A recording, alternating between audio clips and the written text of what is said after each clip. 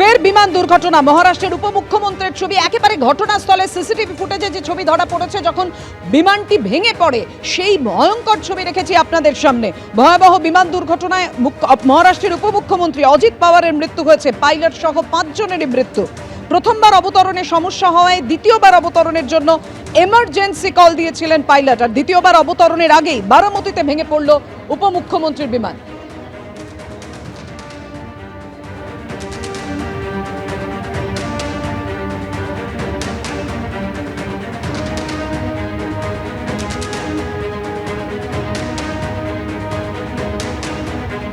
এবার সময় ক্রমটা আপনাদের সামনে তুলে ধরি। সকাল 8টা যখন মুম্বাই বিমানবন্দর থেকে অজিত পাওয়ারের বিমান ওড়ে, সেই সকাল 8টা সেই সময় আপনাদের সামনে রেখেছি যখন মুম্বাই থেকে পুনে হয়ে বারামতিতে পৌঁছানোর কথা সেই বিমানের, এবং তারপর ভেঙে পড়ে আপনার বিমানটি। সকাল 8:18 বারামতিতে এটিসির সঙ্গে যোগাযোগ করেন পাইলট। দৃশ্যমানতা 3000 মিটার, ঝোড়ো হাওয়া নেই, এটিসিকে এমনটাই জানান উপমুখ্যমন্ত্রীর বিমানের পাইলট। আর তারপর রানওয়ে 11-এর দিকে এগোতে নির্দেশ দেয় বারামতি এটিসি। নির্দেশের পরও অবতরণ না করায় ফিরে যায় অভিশপ্ত বিমান। অবতরণ না করে ফিরে যায় অভিশপ্ত বিমান নির্দেশের পরেও। রানওয়ে কি দেখা যাচ্ছে, পাইলটের কাছে জানতে চায় এটিসি।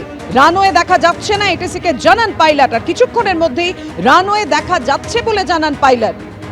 সকাল 8:43 দ্বিতীয়বার অবতরণের জন্য ক্লিয়ারেন্স দেয় এটিসি, কিন্তু তারপর আর কিছুই জানা যায়নি পাইলটের তরফে। আর সকাল 8:45 বারামতির কাছে ভেঙে পড়ল অজিত পাওয়ারের বিমান।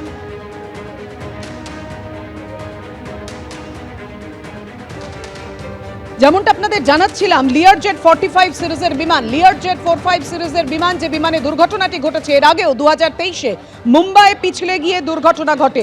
এই একই সিরিজের বিমান অবতরণের সময় রানওয়ে থেকে পিছলে নিচে নেমে এসেছিল সেই বিমান।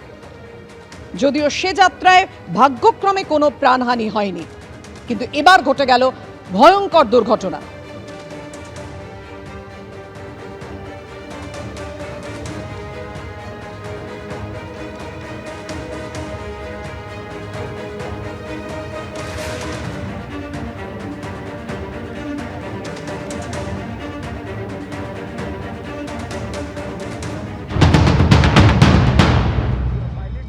এটা সেকেন্ড টাইম ল্যান্ড করতে এসে এটা রানওয়ে সাইডে ক্র্যাশ হয়ে যায়। তখন এখানে বোঝা যাচ্ছে যে, আর যেটা আমরা দেখলাম ওয়েদারটা আমাদেরকে আরেকবার দেখানোর দরকার আছে, যে ওখানে কুয়াশা ছিল কিনা, কুয়াশা ছাড়া আর কোনো ওয়েদারের কোনো প্রবলেম ছিল কিনা। বাট যেটা আমরা নেট চেক করে দেখলাম যে ওয়েদার ঠিকই ছিল। তো ওয়েদার যদি ঠিক ছিল তখন সেকেন্ড বার ল্যান্ড করতে আসছে, তো সেটা একটু অস্বাভাবিক লাগছে আমারও, যে সেকেন্ড বার কেন আসছে। অনেক সময় হয় কি, প্রথমবার যেহেতু এটা রানওয়েটা ছোট ছিল, রানওয়ে 1700 মিটার্স, মানে 1.7 কিলোমিটার এটা রানওয়ে। তো সেটা একটু মানে যখন ধরুন কলকাতা এয়ারপোর্টের রানওয়ে, সেটা 3.5 থেকে 4 কিলোমিটার, জাস্ট যদি আপনি কম্প্যারিজন করেন। তো সেই এতে সূত্রে এটা এক ছোট রানওয়ে, যেহেতু এটা লোকাল ছোট শহরের মধ্যে এরকম স্বাভাবিকই হয়, ছোট রানওয়ে থাকে। তো তখন হয় কি, কখনো যখন ল্যান্ড করতে আসে, যে একদম রানওয়ের সামনে, মানে একদম প্রথম থেকেই ল্যান্ড করতে হয়, কখনো কখনো আমরা এটা মানে কি বলে, এক্সপিরিয়েন্স পাইলটেরই এটা হয়ে থাকে, এটা নর্মাল। তো কখনো কখনো যখন আমরা দেখি যে রানওয়েটা আমাদের কাছে শর্ট লাগছে, যে আমরা ঠিক পয়েন্টে ল্যান্ড করতে পারি না, তখন আমরা গো অ্যারাউন্ড করি, মানে আবার ঘুরে আসি। আমাদের প্রতিনিধি গণেশ ঠাকুর আপনাদের সামনে তুলে ধরছেন গ্রাউন্ড জিরো থেকে ঠিক কিভাবে বিমান দুর্ঘটনা ঘটেছিল এবং কিভাবে তদন্ত কোন পথে এগোচ্ছে, স্থানীয় মানুষজনরাই বা কি জানাচ্ছেন। প্রতি মুহূর্তের ছবি একেবারে সরাসরি আমাদের প্রতিনিধি গ্রাউন্ড জিরো থেকে তুলে ধরছেন। মহারাষ্ট্রের বারামতিতে ভয়ঙ্কর বিমান বিপর্যয়। ঘটনাটা ঠিক কি হয়েছিল, স্থানীয় মানুষজন তারা কি দেখেছেন, কিভাবে বিমান দুর্ঘটনা হয়, দ্বিতীয় অবতরণের সময় কিভাবে ভেঙে পড়ে বিমানটি, আমাদের প্রতিনিধি गणेश ठाकुर की जानते हैं। विंड स्पीड नहीं थी, तो ऐसे में इस तरह के एयरक्राफ्ट को, जो एक सीजन्ड और एक सेफ एयरक्राफ्ट माना जाता है दुनिया भर में, उसको इस हवाई पट्टी पर लैंड करने में कोई दिक्कत नहीं आनी चाहिए थी। जैसे मैं यहाँ देख पा रहा हूँ, ये तस्वीरें आपको मैं दिखाने की कोशिश कर रहा हूँ कि रनवे शुरू होने से पहले ही उन्होंने बाएं तरफ मनूवर करके शायद ये लैंडिंग यहाँ पे हुई है, और ठीक रनवे की बाईं तरफ ये जाके टकराया है और यहाँ पर आग यहाँ पर पूरा ये हादसा हुआ। तो ये तस्वीरें हैं, रनवे अगर देखेंगे तो ये इस तरफ है और ये छोटा सा, ये मुझे लगता है कुछ मीटर्स तक ये एयरक्राफ्ट स्किड करते हुए यहाँ पर आके उसने आग पकड़ी। तो ये परिसर है, ये पूरी जांच का विषय है कि आखिर क्या हुआ होगा। अगर विजिबिलिटी है, अगर वहाँ पर पूरी तरह से विंड स्पीड नहीं है, तो अमूमन 15-16 हजार घंटे जिस व्यक्ति ने, जिस पायलट ने फ्लाई किया है, उसे तो यहाँ पर लैंड करने में कोई दिक्कत नहीं आनी चाहिए थी। अब बात आता है एयरक्राफ्ट का कि क्या मेंटेनेंस में कोई चूक हुई थी, टेक्निकल फॉल्ट था, क्या ग्लिच थे, ये तो अब डीजीसीए और तमाम एजेंसीज की जांच में सामने आएगा। लेकिन चूक तो हुई है और अब उसका जिम्मेदार कौन है, ये अब जांच में ही पता चलेगा।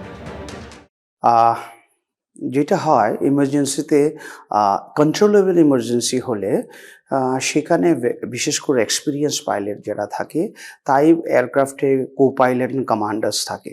তো কমান্ডার সিচুয়েশন দেখে ডিসিশন করে যে এই সিচুয়েশনে ভিআইপি অন বোর্ড আছে, আমার ইমার্জেন্সি সিচুয়েশন হয়েছে, whether engine related, flight controls related, landing gear related, যাই হোক, এটা যদি কন্ট্রোলেবল সিচুয়েশন এমার্জেন্সি হয়, they will never try to land. বারামতির রানওয়ে তো ছোট রানওয়ে, ওখানে ফায়ার ফাইটিং ক্যাটেগরি স্ট্যান্ডার্ড থাকবে না। ধরুন ল্যান্ডিংয়ের সময় সাপোজ টায়ার বাস্ট হলো বা ব্রেকিংয়ে প্রবলেম হতে পারে, যদি ল্যান্ডিং এর রিলেটেড ইস্যু হয় তাহলে আমার এটা একটা ফেটাল ইস্যু হতে পারে। সো এই জন্যে nobody will try to land any emergency with VIP on board যদি nearby better facility airport থাকে। তো বারামতি থেকে বম্বের হার্ডলি 110 নটিক্যাল মাইল, মানে ক্লোজ টু 200 কিলোমিটারের মতো ডিস্টেন্স অনলি।